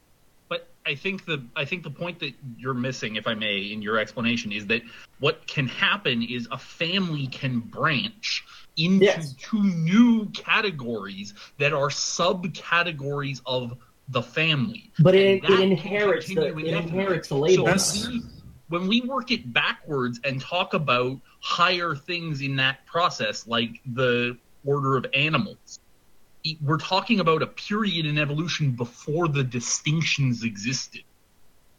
Right? So we're not talking about a dog becoming a cat. We're talking about something that was not yet either a dog or a cat. Some of its descendants become one, and some of its descendants become the other. Did you just basically describe a new genus come into existence within a family? Yes, we can show that. See, that is the problem. When you say your kind is defined as a family, then all you have is very distinct possibilities: virus, bacteria, algae, and eukaryotes. You are going to pretty much the beginning of life. So when you define family kind as eukaryotes, you cannot ask to show me an elephant or a non-elephant becoming an elephant, because that would still be under eukaryotes. They will still belong to the same family. You see the problem there, right? I'm not sure that I do, actually. Okay. Because I keep hearing hypothetical scenarios. This is not hypothetical. This is exactly what science says. Okay. So to prove evolution to you, what you said was, show me. No, let me quote you, and you can correct me if I'm wrong. What you said was, show me a non-elephant becoming an elephant, or show me a non-bear becoming a bear. That would be your proof of evolution, right? Yes, because that would be a change from one family to another. No, it wouldn't. So, I mean, they are still eukaryotes. So the problem with what you're asking, it would be like if you were saying, I don't believe in mathematics, and somebody said, okay, I'll show you how it works. And they do some simple addition, and they say, okay, 12 plus 12 is 24. And they show you how those numbers add up. And you say, I still don't believe in mathematics unless you can show me 12 plus 12 equaling 92, then I won't believe it. And the problem is you're asking for something that mathematics doesn't claim in the first place, so that proof can never be given. Can I jump? Yeah, go ahead. Your mic is sort of problematic, by the way. Am I on now? Okay. Yeah, you're on. I think so. Having been a fundamentalist a long time, well, not really that long ago, up to about 5 years ago, looking back at it, I think Ken Ham and a number of the other, short or 6,000 year creationists and all that have done a very good job in dishonestly representing and completely bastardizing the scientific information that proves, well, evolutionary science. And since they've gone in and taken the words that have multiple meanings, there's a scientific meaning for it, and then there's the layman meaning for it, and they have done such a good job in misrepresenting and mislabeling the words that in the scientific community make sense. But for the layman who doesn't have a clue what it really means, or at least not in the scientific term, they have an exact flip understanding. And that's why every time I hear creationists say, you know, show me a dog become a non-dog and that'll prove evolution. It's like asking, show me wet water that is not wet and that'll prove. Like that doesn't even make sense in the evolutionary field. It's exactly ass backwards. And yet they keep demanding, because they have such a mis idea of what's even being said. It's so polluted in their mind because of the smear campaigns that it's just. Isn't that brilliant? By the way, I'm gonna be leaving in a few minutes. I got to get dressed, but we'll be taking off here. But yeah, isn't that brilliant though? What Ken Ham did, and then though they know that most people don't have a biological mindset or scientific mindset, and they will prey on the people that don't understand these things, and have that false narrative and say, look, ask the evolutionists for this. They can't provide it, knowing that that's not. I mean, they're willfully deceptive on this, knowing that the evolution doesn't say anything about that. It's like exactly what you said. I've used the same thing. Show me 1 + 1 = 3. If you can't, mathematics is wrong. Yeah, that's basically what the argument is. Well, and ask those mathematicians. Ask those mathematicians for 1 + 1 = 3. They can't tell you, and that'll prove me right. Right. Well, and there's one more. Oh, well, there's one more thing about it is when a Christian would not in any way ever accept someone as a non-Christian telling them what they believe and what their words and what their Bible actually said. But yet they have no problem telling you what scientists say when the scientists themselves say, that's not what I'm saying. You're misrepresenting. Exactly. This is what I'm saying. No, I'm going to tell you what you mean. This is what you mean. No, let me explain. No, don't. I already told you what you mean. No, let me tell you what I mean. And I agree with you wholeheartedly, but here's the way I look at it. And this is where the intellectual dishonesty comes in. If a person doesn't know what evolution actually does teach, what the science actually is, then they really aren't really, in my opinion, I don't have much of a discussion with them anymore. I mean, it's fun, it's entertaining, but look, if you're going to argue that the evolution is wrong, you first have to know what the hell you're talking about. You first have to have an understanding of biology. If you don't understand what evolutionary theory states, you're arguing a straw man from the get-go. Careful what you wish for. I have a suspicion too. I would love it. I have a PhD biologist coming in from AIG coming in soon. We've been looking forward to that because let me tell you why. Because everybody that we've talked to, every single person we've talked to in the last 4 years that is a young Earth creationist doesn't understand basic biology. I have not met one yet. Not one. This guy's from a Harvard PhD graduate. He knows biology. I want to see the arguments that he comes forth, from the horse's mouth, from somebody who actually does understand biology. Because I'm under the impression that you either have to be so have cognitive dissonance like you wouldn't believe, or you're willfully dishonest to be a young Earth creationist with that kind of level of knowledge. Or you just believe what the Bible says. That's another way you can come to that position. But why is that a good way? Like, why is that? Science is telling you one thing, and you're reading the Bible another way. Sorry, the way you're reading the Bible is disproven. You're not reading it correctly at that point. If it says 1 + 1 = opinion of people talking might say something else, but that doesn't necessarily mean what they're saying is true. +1 = 5. Are you going to believe that? See, your worldview. So stop telling me what my worldview is. No, Steve, it's fine. Are the ultimate arbiter of what is true, because a group of authority figures says something is true, you go with it. And the thought that someone would not go with it based on a different source of authority is abhorrent to you. Okay. Keep throwing this stuff out no, there. No, that's fine. That's fine. That's fine. No, it is not fine. Shut up. Let me ask him one thing.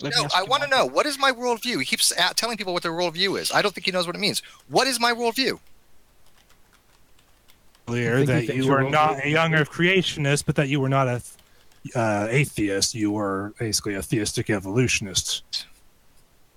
And frankly, there's not much of a difference between an atheistic evolutionist and a theistic evolutionist. Neither of those are worldviews. So you keep telling me what my worldview is. When you learn what a worldview is, do you believe in evolution? No. Atheist, but you believe in a god. I don't know why we're getting stuck in the mud about a worldview. What I'm telling you. No, let's not believe these things. Well, and that reason is not because someone told us that they're true. Hold on, guys. It's not based on an nostalgia authority for a second. It's based on right. Sorry. For a second, Steve. Justin, I want you to understand how rude it is to tell somebody what they believe. Don't tell people. The point I'm getting at. That's what Steve's getting at. Steve hasn't told you what he believes, and Steve hasn't told you his worldview. Nobody For the purpose here... of what he's saying, though, the only thing that Steve needs to be is an evolutionist. I think that Steve is an evolutionist. Yes, that's all he's told you, too. So right, that's so all then we're he's gonna talking say, according about. to your worldview, the only thing he needs to know know is that Steve is an evolutionist in order to say something about his That's his not worldview. a worldview, though. You cannot say evolution is a worldview. That's completely wrong. You know that. It might be a component. That's what he's makes up a criticizing. worldview. It's one thing. It is a component of worldview. I've had fun. Sure, it's one thing, but it's okay. Don't assume the person you're having a discussion with accepts the things that you think they accept or what you think that you're arguing. All you do is end up wasting time having a straw man discussion. Let's clear it up. That's fine. Let's Steve and I clear this up then. Steve, is it true that you believe in evolution? The fact that I believe, yeah. And you believe that there's a God of some kind? I believe. Some kind, and you also believe in evolution, then technically I have a God belief. Evolutionists. He's saying that he doesn't have a God belief.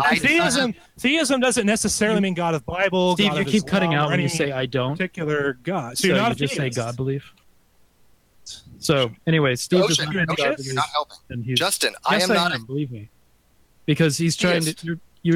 All you're saying is God belief, and then he's taking that as saying that you do have a God belief when you don't. I can explain it myself. I don't. In any kind of God. You're cutting out, Steve. That's the problem. Yeah, Steve, your mic is not letting you explain it. That's the reason why I'm cutting it. Is that better? No. Yeah, it's better. You're cutting out.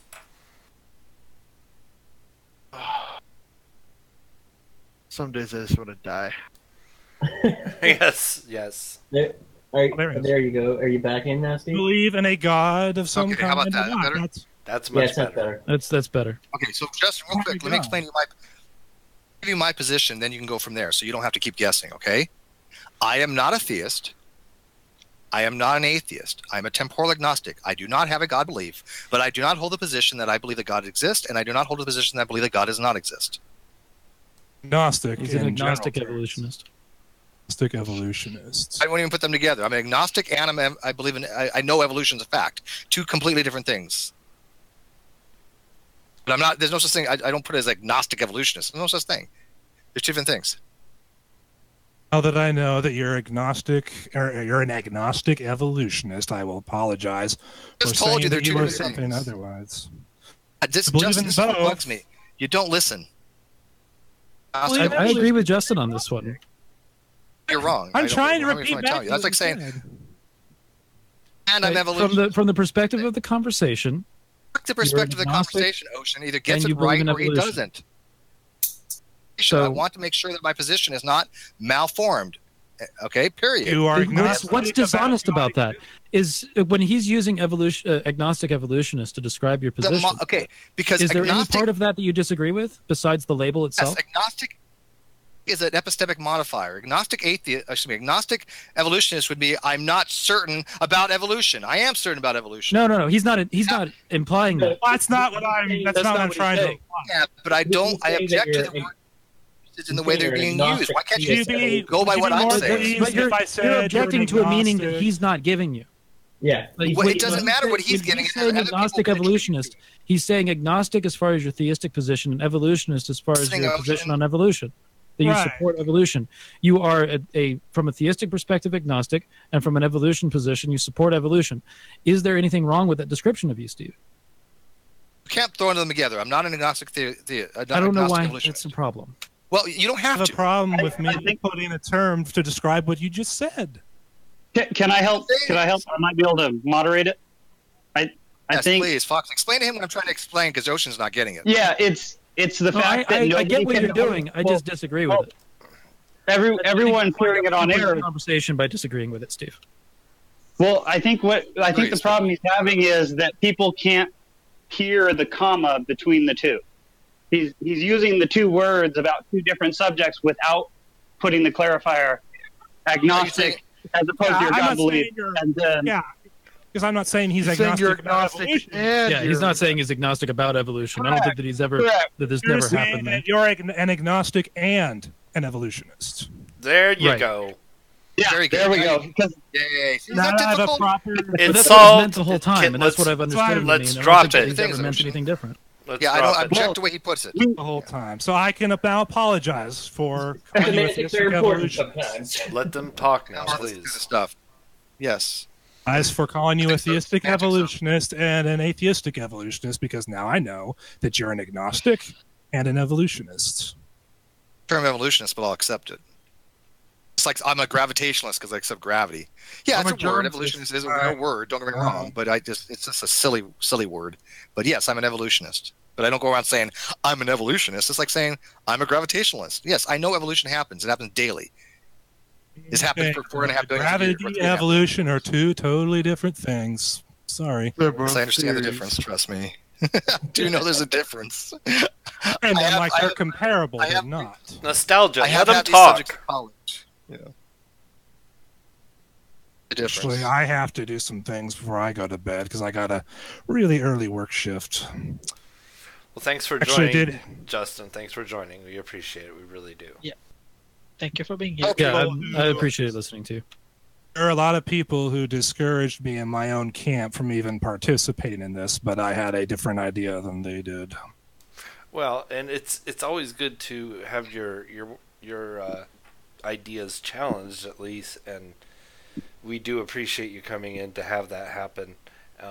Shannon, Shannon was quite good. I think everybody in here agrees that it was a good discussion. It was a good discussion. It was well received, and it was very gracious. So you have to be able to listen to criticism about your beliefs, because I'll go into 9. You pick the room. 9 young Earth creationists. I'll take them all on. I have no problem with that. I've led many people away from young Earth creationism. Or helped, at least, to say the least. I mean, we've been doing this for years. I know all the arguments pretty decently, at least most of them, and I understand, how to show young Earth creationists why they're wrong in very specific ways. I mean, you know Kenneth Hovind, right? Of course I do. I don't like what he's become, but right. But you've seen. I host his debates, or used to host many of his debates. I know firsthand his types of style. I know where he's wrong, and I can show people that the claims he uses are the same claims that most young Earth creationists use, and I can show demonstrably that they are false without question. Young Earth creationism is true.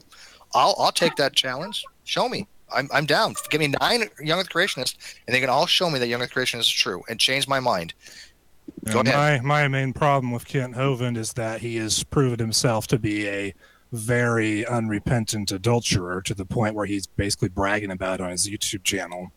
That and I've seen a lot of the inside information about his cult that he runs from people who used to be a part of it. So you are very. And why do you think one of the reasons he does endorse the Shack, and the God the Shack teaches that and that he doesn't punish people for their sins? So it kind of makes sense that he would do some of the stuff he does in light of that kind of God. He's greedy and he's a narcissist. Well, he's greedy. That's part of it too. Yeah. No punishment for it, according to his worldview. Well, there's this whole thing with Kent that he's a con artist. Like I really truly feel like that. Like he tries to get around the law, which even if you're an atheist, you understand that there's passages in the Bible. And when I was a theist, I was a Catholic, and there's in the Bible it says the letter of the law is, the law of the land is decreed by God. That's in the Bible. I know that.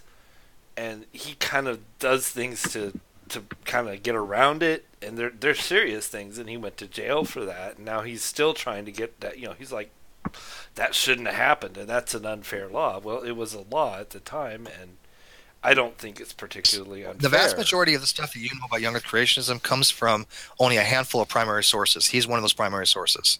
Yeah. Whether you like him or not, he fabricated so much crap and misled so many kids. And so many kids got to college not properly prepared, not understanding physics, biology, and just listen. I think somebody mentioned earlier that trying to convince people that the layperson's way of looking at things is the way that the experts learn, do it. I think it was Nostalgia that said it, or Foxy, one of them.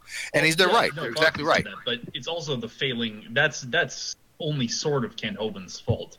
I mean, it's a different. No, he's one of the primary. That's mostly him exploiting the fact that the definitely contributed to the problem. Does a piss poor job of explaining these concepts in the first place. And even he wasn't a true primary. He was a secondary redactor too. He got a lot of his stuff from ICR, but he did come up with his own stuff as well. Yeah, the problem is it's not he is representing poorly. He's misrepresenting and outright lying. Hovind is an outright liar. Yeah, I know. Hey, Steve, I know. Yeah, like for example. No. For example, like his a 5-year-old can point out the difference. I have a series of images or like a series of pictures in his same style that I wanna run past Hovind or any other Earth creationist, that talks about evolution and see actually what they think. I gotta go. So let TTR finish this, and TTR bring all your younger creationist friends over. Come on, bring them all over. We'll have head to head. We enjoy this. We love it. When I gotta admit, it's ballsy for you to come in or younger creationists to talk to us. I admit it's a little bit intimidating. I understand that. So I do give anybody who does it props right off the bat, rather than the person who hides. Steve, I know you've got to go. Just so I don't ever misrepresent your position, I'm curious. So, when you were saying that you don't consider yourself an atheist, but you don't have a belief in any specific God, in most definitions that I've heard, if you lack a belief in any particular God, that you fall into an atheistic perspective. Oh no, I don't have time. Ocean could take over. Real quick, my summary of that is most definitions you've heard are colloquial, very basic. Definitions that are used very sloppily. I go by formal definitions, like what you'd find in academics and philosophy. Ocean knows all about it, but that's the reason. I reject the colloquial definitions, is like you would saying theory is a guess. Well, I reject that definition because I agree with that. I just love to hear the more refined version that you're using. I will defer to Ocean. Rejects. Yeah, an atheist, the version I use is the philosophical version, which is a rejection of theism or the proposition of theism, or the ontological, the psychological state of ontologically thinking that the universe is devoid of gods. I always heard atheism as a lack of belief in a god versus like an anti-theist. On YouTube and it just that's like saying, well, I've heard theory means guess. Yeah. Okay. Fair enough. Yeah. Is it true? Yes, but it's trivially true. It's called sensu lato.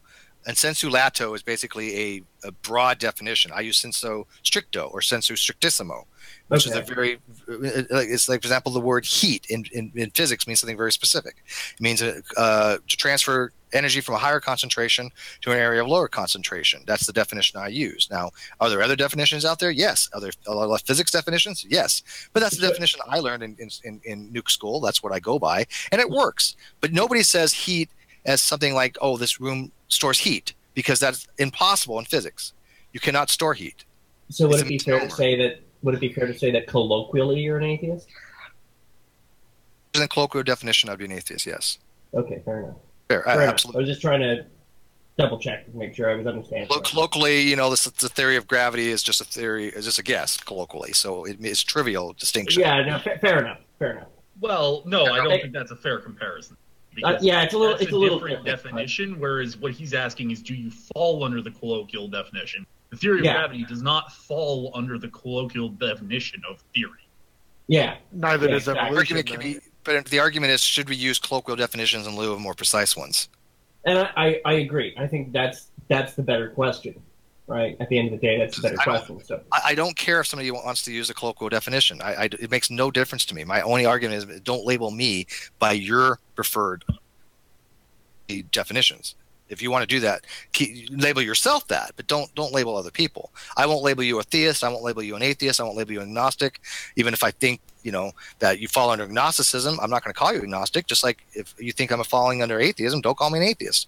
It's just tit for tat, right? Let people label themselves what they want to be labeled. Fair enough. Fair enough. That was the shortest, awesome conversation that I've ever had. Yeah, that went really well, Steve. I was genuinely worried. Yeah, that usually goes for hours, and it never gets anywhere sometimes. Absolutely. You have gotten better at clarifying it, Steve. Yes, you have. I appreciate that. Well, you have to do it a million times. I respect somebody's clarification, right? I just don't want to operate on an insufficient idea. Yes, thank you. You'd hope that you get better at something after round 4 billion. I've only applied to sex. With that, I gotta go shopping. Later, Steve. Have fun shopping. Well played, Steve. By the way, Steve, your pillow doesn't count. I don't know if you heard that, but and again, I don't think he did, but that's all right. I don't think he did either. Thank you. Happening in this room. Thank you, Justin. Thank you, Justin, again for coming in. Yeah, Justin's still around. I think I'm still here. I'm just figuring out what I do to get out, other than close my browser. No. Essentially you just close your browser. If you're operating it from the browser, you just close the browser, or you close the window that it's in. And thanks for I would just close the browser. okay, if you're using the app, then you would go up to there should be a drop-down arrow. What is it called? Oh, there's also, you should see a little phone button with an X next to it down near your name. Yeah. You can click that. Yeah, Okay. you have to close the application. And Justin, where it says voice connected. Just and no hard feelings. Have a good evening, Justin. And Yeah, thank that's you good for the talking to you. conversation too. Yeah, no one here is wishing ill at you. So no. Yeah. We'd love to have you back, and anyone else too. I wouldn't do what I do if I didn't have thick skin, so I appreciate you being here. Absolutely, man. It's good hanging out with you. And Ocean, I'm curious because Steve said that you could define the definition. Do you fall into the same category? Is that I'm theistic, so. Oh, you actually are theistic. Yeah, polytheist. Polytheistic, so kind of like a towards the Norse gods, right? Wiccan kind of thing, almost. Yeah. No, it's not Wiccan, but well, you know what I mean. Yeah, pagan, I guess. Yeah. Pagan. You're a Norse pagan, right? Yeah. Some of my I'm a Viking. Hi, I'm a Viking. Yeah, that's a good way to put it. Exactly. Yeah. Hi. My people and rape your people. Pagan, so. Fair enough. Well, What'd you say, Dave? I'm sorry. I said some of my family left Jehovah's Witnesses and became pagan at the end of the day. So I mean, oh, that's interesting. Yeah. I mean, they're not knocking on my door, so victory. I'm gonna log off too. So Good night. That would be hilarious. Good night, Ganesh. Generally, if there's Vikings knocking at your door, you got problems. Bye there. Dude, yeah. Door Vikings. Well, I mean, it used to happen. Come drink mead with us. We also generally don't knock. They brought axes instead of books. Come drink mead with us and revel in our victory. What victory? That's also What victory? Either if Vikings are knocking on your door, it's generally either going to be a fucking party or you're in trouble. One at a time. Also, I mean, again, hey, guys, one at a time. Let Bo's been trying to talk for like 5 minutes here now, so let him. Oh, sorry. And I'm unusually quiet for some reason. No, I just said no Viking has ever knocked on someone's door. They've knocked doors down. You don't think they knock on each other's doors? They knock on each other's doors. Helga! Come fuck me! Well, then in that case, they would just kick it in, running. But kick it in like I kicked my friend's door in? Because the image of Vikings in everybody's head is extreme. Yeah, we all think of that fake opera shit that they pulled with the helmet. Yeah. Well, the thing I dislike, it's Hagar the thing the I dislike the most about the helmets is that they put those stupid horns on them. Viking helmets have never had horns on them. It's ridiculous. I've worn a Viking helmet, like a Wait, what? but I've worn the I'm style. curious, It's Ocean. very comfortable. So, Ocean, I'm just curious. So, when you say you like follow sort of a pagan view towards like the Norse and whatnot, do you believe that things like Odin and whatnot are actual external beings in reality that have some influence on? Yeah. Okay. And I would love to know what sort of evidence you